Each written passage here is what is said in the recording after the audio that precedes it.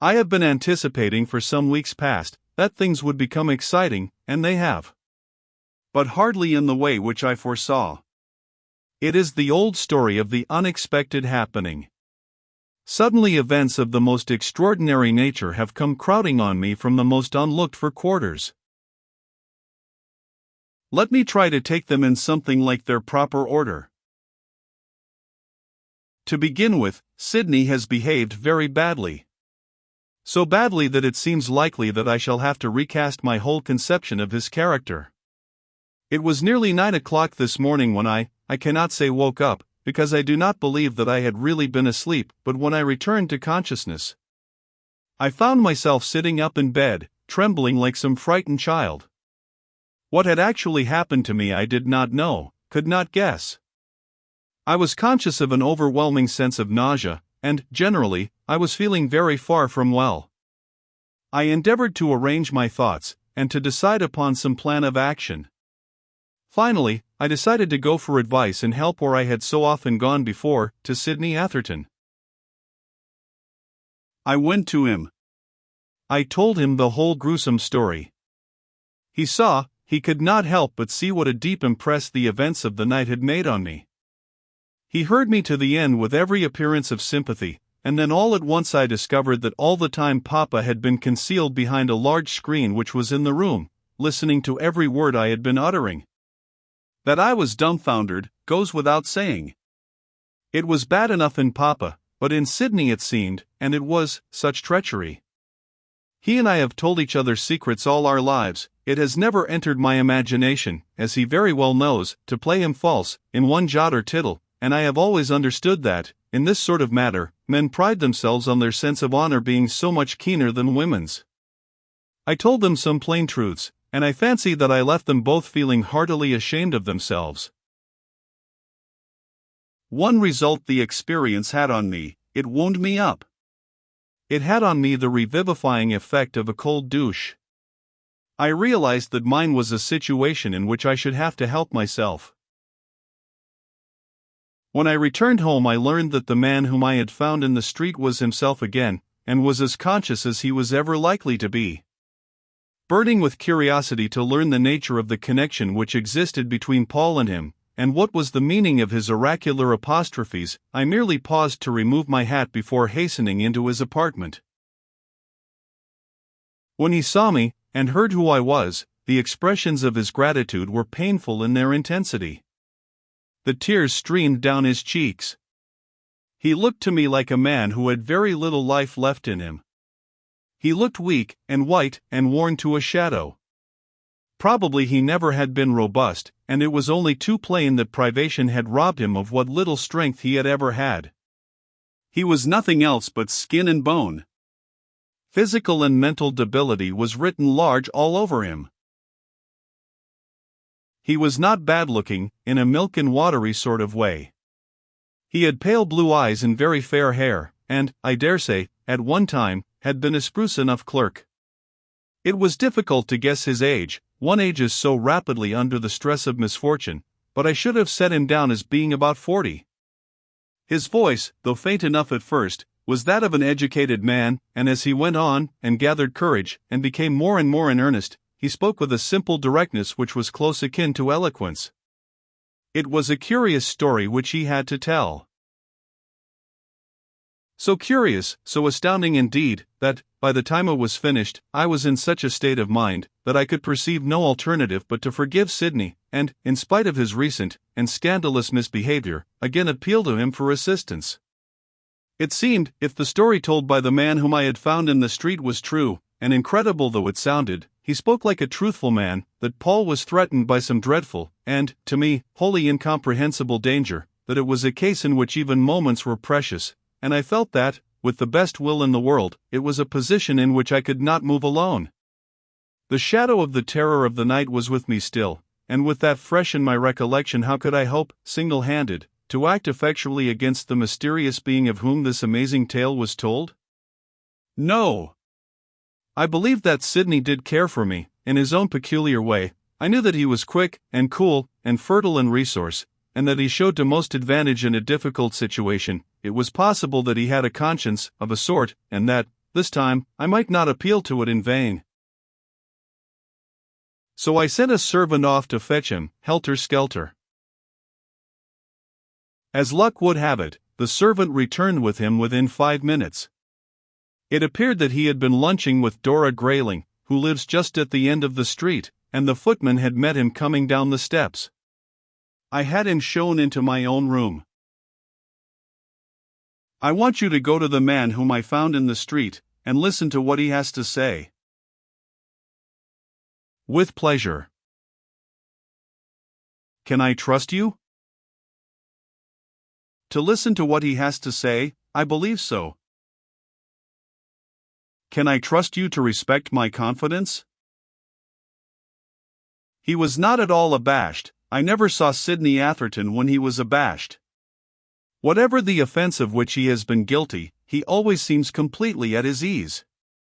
His eyes twinkled. You can, I will not breathe this syllable even to Papa. In that case, come. But, you understand, I am going to put to the test the affirmations which you have made during all these years, and to prove if you have any of the feeling for me which you pretend. Directly we were in the stranger's room, Sidney marched straight up to the bed, stared at the man who was lying in it, crammed his hands into his trouser pockets, and whistled. I was amazed. So, he exclaimed. It's you! Do you know this man? I asked. I am hardly prepared to go so far as to say that I know him, but I chance to have a memory for faces, and it happens that I have met this gentleman on at least one previous occasion. Perhaps he remembers me. Do you? The stranger seemed uneasy, as if he found Sidney's tone and manner disconcerting. I do. You are the man in the street. Precisely. I am that individual. And you are the man who came through the window. And in a much more comfortable condition you appear to be than when first I saw you. Sidney turned to me.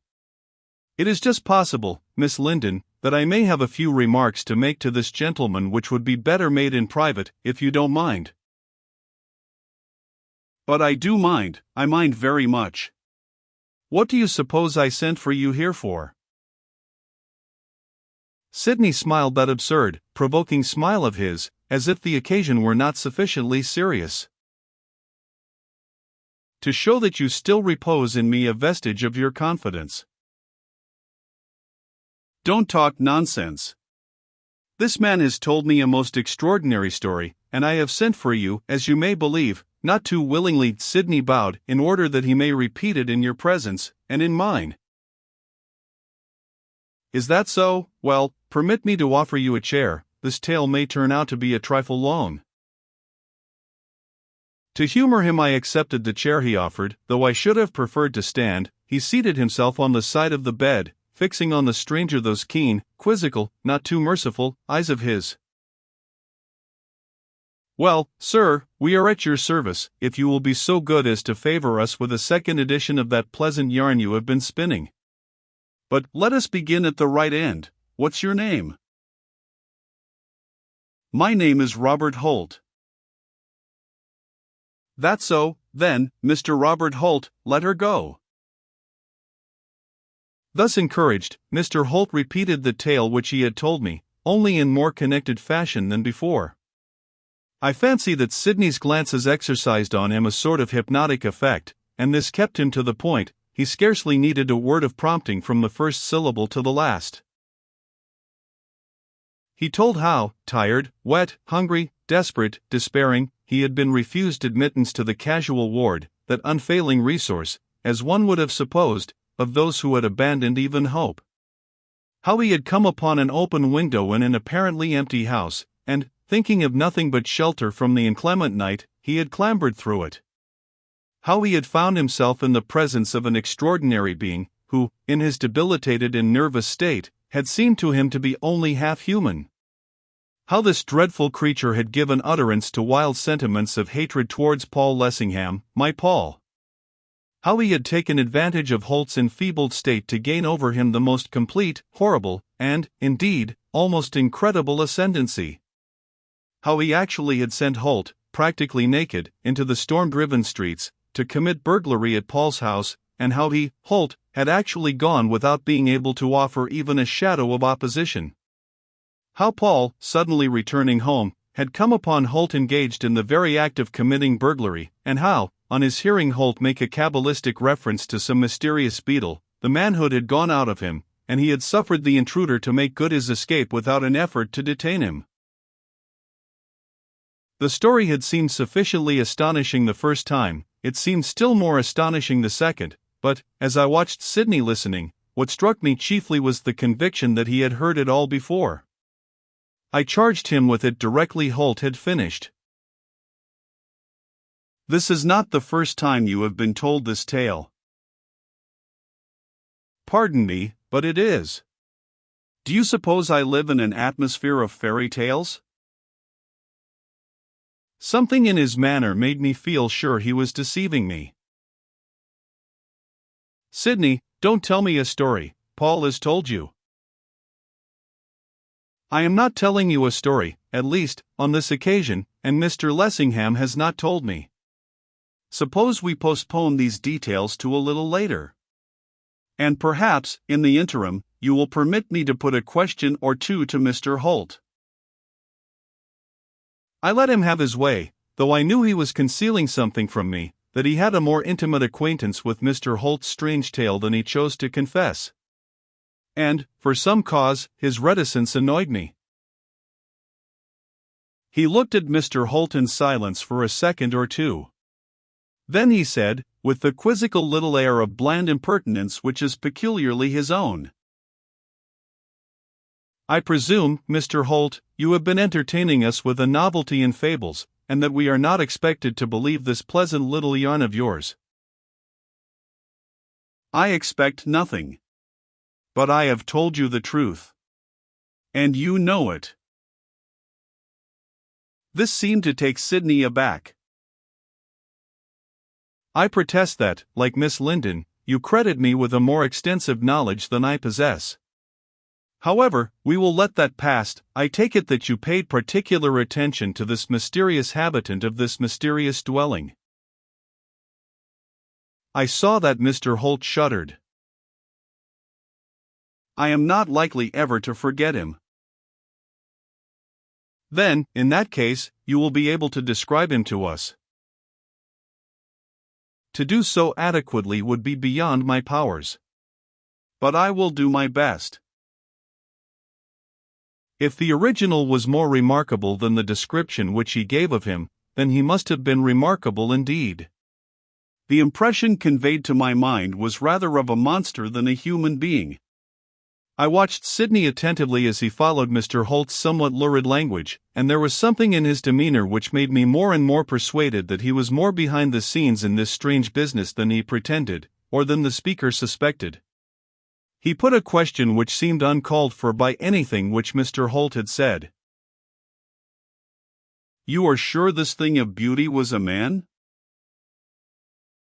"No, sir, that is exactly what I am not sure." There was a note in Sidney's voice which suggested that he had received precisely the answer which he had expected. "Did you think it was a woman?" "I did think so, more than once. Though I can hardly explain what made me think so. There was certainly nothing womanly about the face." He paused, as if to reflect. Then added, "I suppose it was a question of instinct." "I see. Just so. It occurs to me, Mr. Holt, that you are rather strong on questions of instinct." Sidney got off the bed. He stretched himself, as if fatigued, which is a way he has. "I will not do you the injustice to hint that I do not believe a word of your charming, and simple, narrative. On the contrary, I will demonstrate my perfect credence by remarking that I have not the slightest doubt that you will be able to point out to me, for my particular satisfaction, the delightful residence on which the whole is founded." Mr. Holt colored. Sidney's tone could scarcely have been more significant. You must remember, sir, that it was a dark night, that I had never been in that neighborhood before, and that I was not in a condition to pay much attention to locality. All of which is granted, but how far was it from Hammersmith Workhouse? Possibly under half a mile. Then, in that case, surely you can remember which turning you took on leaving Hammersmith Workhouse. I suppose there are not many turnings you could have taken. I think I could remember. Then you shall have an opportunity to try. It isn't a very far cry to Hammersmith. Don't you think you are well enough to drive there now, just you and I together in a cab? I should say so. I wished to get up this morning. It is by the doctor's orders I have stayed in bed. Then, for once in a while, the doctor's orders shall be ignored. I prescribe fresh air. Sidney turned to me. Since Mr. Holt's wardrobe seems rather to seek, don't you think a suit of one of the men might fit him? If Mr. Holt wouldn't mind making shift for the moment, then, by the time you've finished dressing, Mr. Holt, I shall be ready. While they were ascertaining which suit of clothes would be best adapted to his figure, I went with Sidney to my room. So soon as we were in, I let him know that this was not a matter in which I intended to be trifled with. Of course you understand, Sidney, that I am coming with you. He pretended not to know what I meant. Coming with me, I am delighted to hear it, but where? To the house of which Mr. Holt has been speaking. Nothing could give me greater pleasure, but, might I point out, Mr. Holt has to find it yet? I will come to help you to help him find it. Sidney laughed, but I could see he did not altogether relish the suggestion. 3 in a hansom? There is such a thing as a four-wheeled cab, or I could order a carriage if you'd like one. Sidney looked at me out of the corners of his eyes, then began to walk up and down the room, with his hands in his trouser pockets. Presently he began to talk nonsense. I need not say with what a sensation of joy I should anticipate the delights of a drive with you, even in a four-wheeled cab, but, were I in your place, I fancy that I should allow Holt and your humble servant to go hunting out this house of his alone. It may prove a more tedious business than you imagine. I promise that, after the hunt is over, I will describe the proceedings to you with the most literal accuracy. I dare say, do you think I don't know you've been deceiving me all the time? Deceiving you, I. Yes, you. Do you think I'm quite an idiot? My dear Marjorie. Do you think I can't see that you know all about what Mr. Holt has been telling us, perhaps more about it than he knows himself?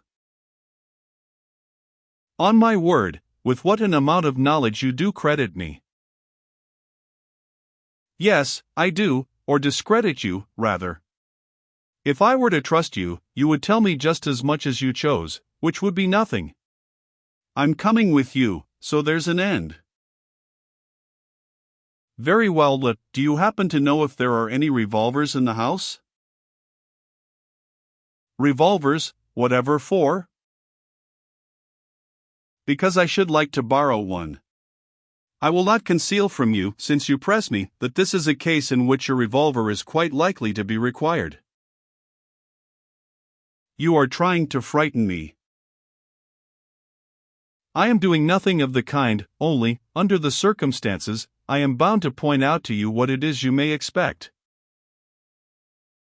Oh, you think that you're bound to point that out, do you? Then now your bounden duty's done? As for there being any revolvers in the house, Papa has a perfect arsenal. Would you like to take them all? Thanks, but I dare say I shall be able to manage with one, unless you would like one too. You may find yourself in need of it. I am obliged to you, but, on this occasion, I don't think I'll trouble. I'll run the risk. Oh, Sidney, what a hypocrite you are. It's for your sake, if I seem to be. I tell you most seriously, that I earnestly advise you to allow Mr. Holt and I to manage this affair alone. I don't mind going so far as to say that this is a matter with which, in days to come, you will wish that you had not allowed yourself to be associated. What do you mean by that? Do you dare to insinuate anything against Paul? I insinuate nothing. What I mean, I say right out, and, my dear Marjorie, what I actually do mean is this, that if, in spite of my urgent solicitations, you will persist in accompanying us, the expedition, so far as I am concerned, will be postponed. That is what you do mean, is it? Then that's settled. I rang the bell. The servant came. Order a four-wheeled cab at once. And let me know the moment Mr. Holt is ready. The servant went. I turned to Sidney. If you will excuse me, I will go and put my hat on. You are, of course, at liberty to please yourself as to whether you will or will not go, but, if you don't, then I shall go with Mr. Holt alone. I moved to the door. He stopped me. My dear Marjorie, why will you persist in treating me with such injustice? Believe me, you have no idea what sort of adventure this is which you are setting out upon, or you would hear reason. I assure you that you are gratuitously proposing to thrust yourself into imminent peril. What sort of peril? Why do you beat about the bush? Why don't you speak right out? I can't speak right out. There are circumstances which render it practically impossible, and that's the plain truth, but the danger is none the less real on that account. I am not jesting, I am in earnest. Won't you take my word for it? It is not a question of taking your word only, it is a question of something else beside. I have not forgotten my adventures of last night, and Mr. Holt's story is mysterious enough in itself, but there is something more mysterious still at the back of it, something which you appear to suggest points unpleasantly at Paul. My duty is clear, and nothing you can say will turn me from it. Paul, as you are very well aware, is already overweight with affairs of state, pretty nearly borne down by them, or I would take the tale to him, and he would talk to you after a fashion of his own.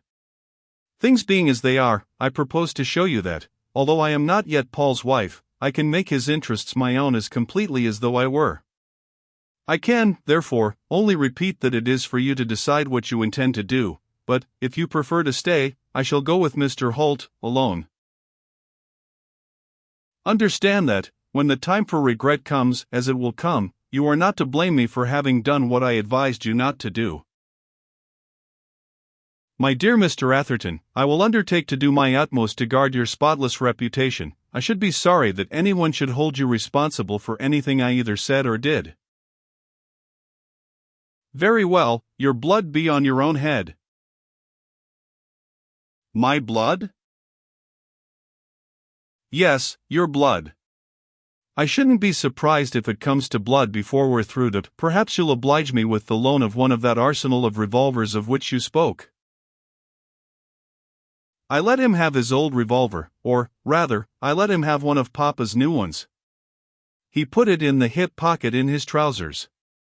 And the expedition started, in a four-wheeled cab.